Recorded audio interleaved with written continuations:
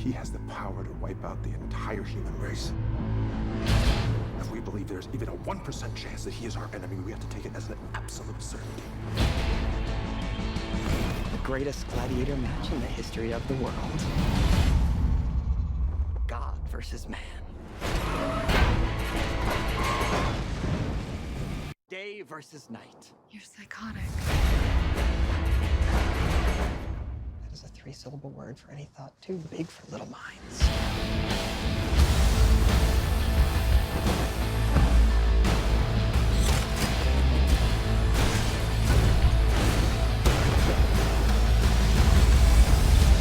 I've known a few women like you. Oh, I don't think you've ever known a woman like me. Hi, I'm Winston. And I'm Brian, and we're here at the Warner Brothers lot to interview the cast of Batman vs. Superman: Dawn of Justice. To answer the age-old question, who would actually win in a fight, Batman or Superman? Superman.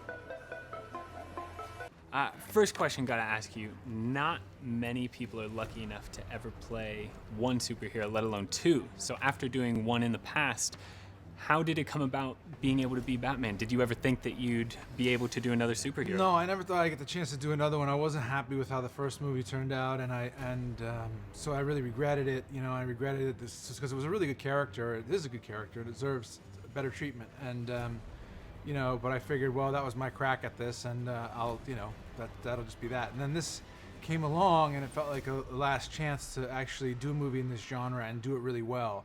You know, I read the screenplay, and it was written by Chris Terrio, who wrote Argo, and it was so smart and rich and full and real and compelling, and it was like nothing I'd seen before, and I knew that Zack could, you know, shoot it in a way that was visually, you know, evocative and compelling, and so I was dying to jump on board. Great.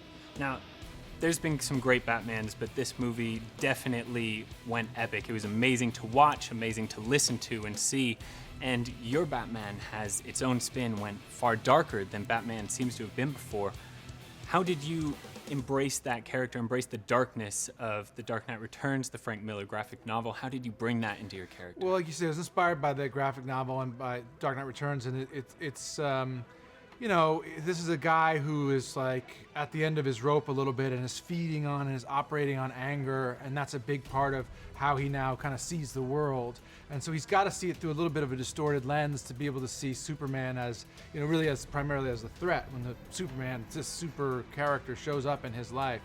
And I just, you know, I just sort of followed the guide laid out for me by this screenplay, which made really good emotional sense for the character, and Zack was, you know, very concrete and good about, like, you know, he hand draws every frame of the movie, and so he knows exactly, you can see exactly sort of where you are in the movie and calibrate your performance to it, so it was really helpful.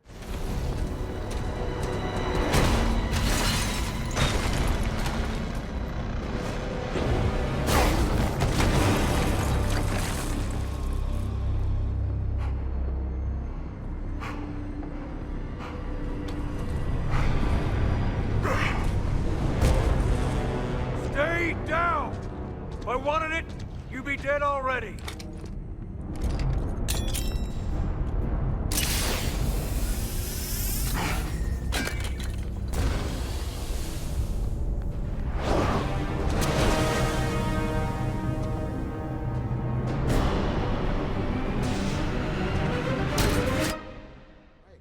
So, thank you so much for giving me a moment of your time. I know you're a very busy man. Thank you very much. Saving the world and whatnot, you know. I see it's laundry day.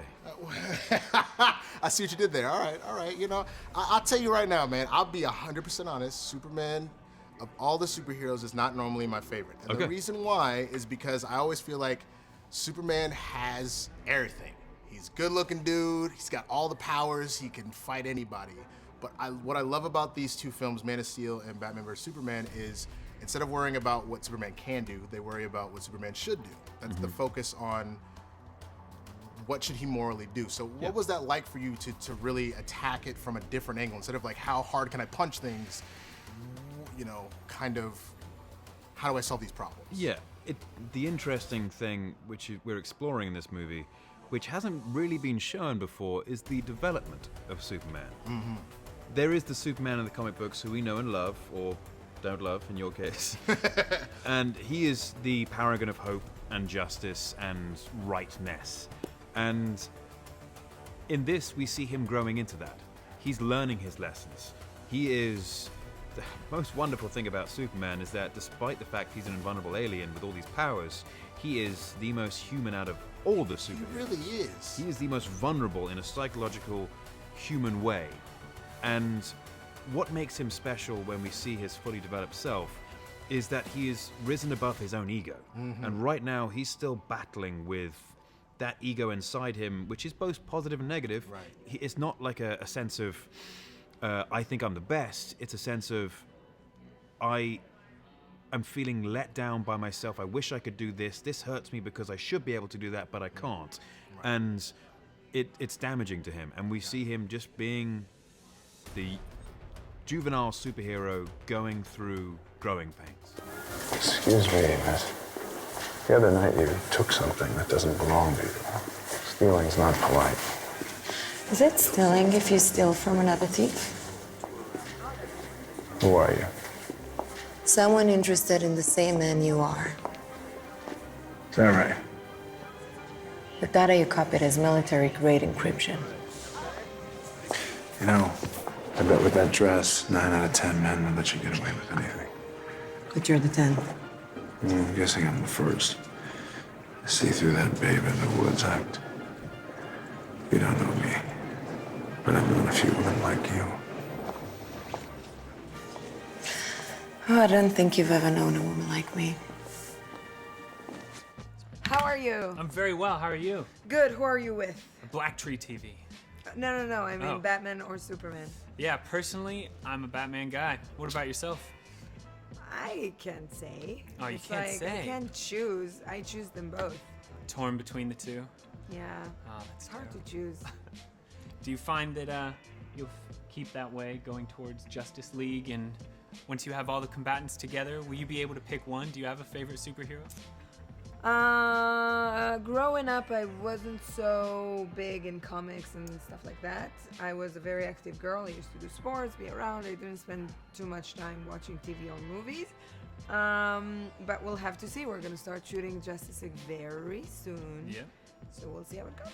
Fantastic. Now, I understand you were in the army, the Israeli army. Right. And I gotta ask, like, that is not only not a trait you often hear in Hollywood, but especially among the female actors out there.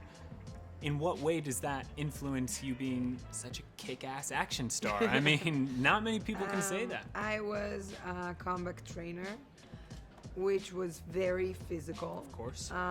When I was training for BVS for 9 months before we even started shooting, it reminded me the intense of the trainings. Really reminded me my time back in the IDF boot camp. But that's it. For me, I wish no country would need to have an army. Sure. You know, but in Israel, it's not the case, obviously, and I'm happy to give back to the country. All right, so Mr. Fishburne, I gotta be honest with you. You've been like a film dad for me forever. Oh, like thank you, son. You've got Boys in the Hood. Furious Styles. You got Blackish, which I love that show so much. Yeah. The Matrix, even Morpheus kind of has Morpheus. like that wise uncle Yeah, feel. he's mentor, dark father. Absolutely. Yeah, right. So Yeah. what do you think? How does it feel to be, I guess, the consummate role model for Black youth watching films? If that is in fact what I am to some people, I am grateful and I am hopeful that I have, fulfilled that role in a way that has been useful to young people. Wonderful. And it's one of those things that I look at like you and Denzel and Morgan Freeman, how you guys are constantly working, which is so amazing. Do you find now, as you've done everything at this point, are you more selective of the roles that you choose, or do you just work constantly, or what do you feel? I've always tried to be selective in terms of always tried to make the best possible choice. Right. And this particular role in Perry White was really like a wonderful, it's better than a box of Cracker Jacks, you know what I mean? Right. It was like, because you're going to get a surprise. Right. But I didn't know what the surprise was. Right. Oh, I get to be who? I get to be the editor-in-chief? Right. I get to do what? I get to boss Superman around? You, shut up. Do what I tell you. Which I have a question. The best. That's not bad, right? Come on. I have a question. How is it that Perry doesn't just realize that every time Clark takes his glasses off, he's Superman? Here's the thing. Okay. Here's the thing. Lois Lane is Perry White's star reporter. She Okay. is his favorite child. Okay. And she is his problem child. Okay. He chooses to overlook the fact that she's the problem child because he loves her so much. Right.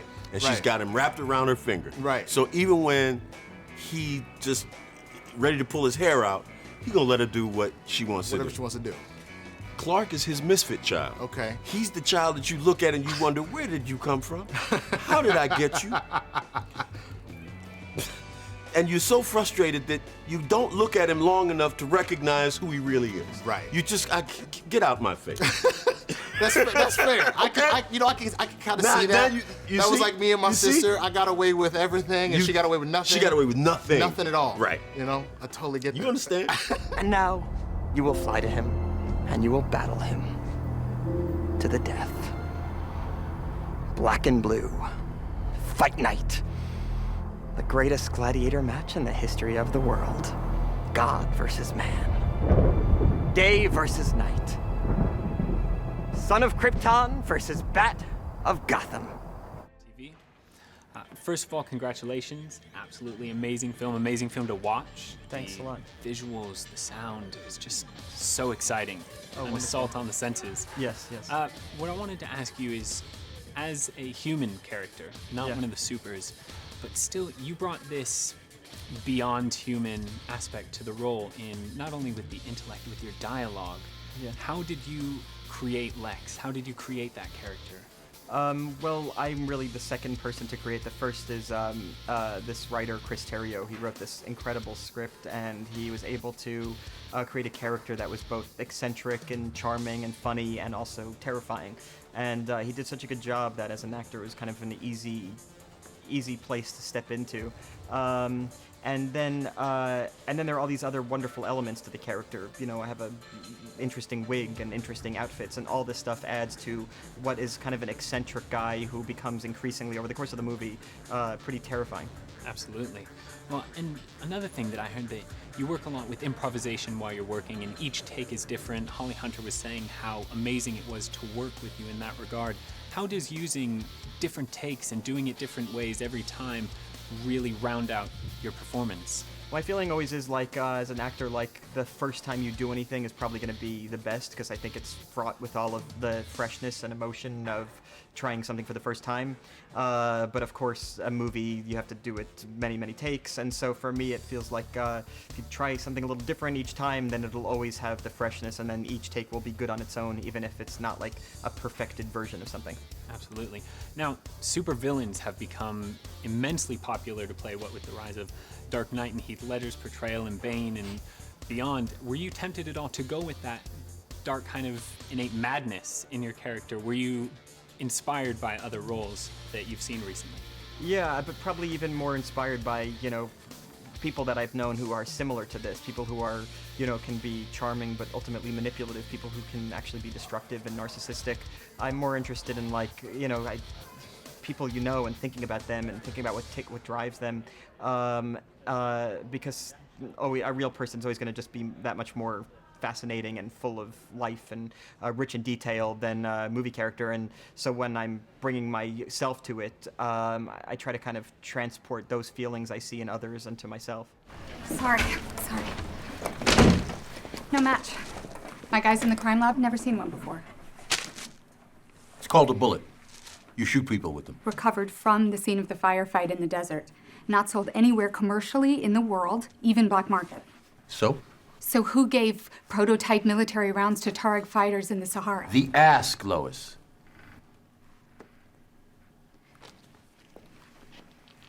Flight to DC tonight, couple of days there. Go. Coach, no extra legroom. Economy plus. Coach! All right, so Miss Adams, thank you so much for your time. I appreciate course. it. You can do everything. I've seen you in comedy, sci-fi, musical, fairy tale, you know, and now superhero. What would you say is your favorite genre to play and why? I don't have a favorite genre. I think that's why I like skipping around. I think for me, it's all about the relationships between the characters, and so as long as you're investing, like it all feels real. And so that's why I think I keep skipping around. Maybe I'm. No, little- that makes sense to me. Yeah. I mean, I think the beauty of Lois Lane, of all the women in this movie, actually, that they're all very completely independent individuals and very strong characters. Lois is finding the truth, you know, with the journalism, but she's over there doing stunts herself. Like she's diving in and all that kind of stuff. She's getting in there, yeah. She's yeah. Did you find that she was difficult to play at all, or was it very natural? Did you have any like influences with her? Or? No, you know, coming from Man of Steel, it was nice to have already established her. That was the really tricky part for me, just because I know that there's so many fans out there, and you want to do a good job. You want to, you know, represent the character in a way that they can invest in. So coming into this, I feel like, okay, I'm Lois Lane now, so let's just do it. So I felt a lot more grounded, and I felt like in my life I'm more grounded. So it was actually a lot more fun, and I felt like I had a lot in common with her now, and yeah, so it was fun, and I got to kind of bring my relationship with Henry that we built onto the screen. And one of the coolest things about Lois, I know that there's a really cool Superman story, All-Star Superman. I don't know if you know that one, where Superman makes a formula that gives her the Kryptonian and powers. she gets powers. Yes, yes. Would you ever suit up? Would you do it? Yes, absolutely. That would be so much Which fun. power would you want the most? Oh, I don't know. Anything. Maybe the one. I think it's really cool when his eyes light up. It would be really dangerous for me to have it because I have a really bad temper. But I think it's so cool.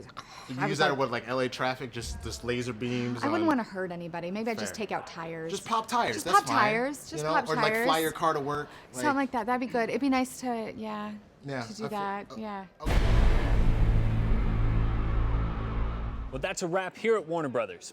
So be sure to check out Batman vs. Superman: Dawn of Justice, March 25th at a theater near you.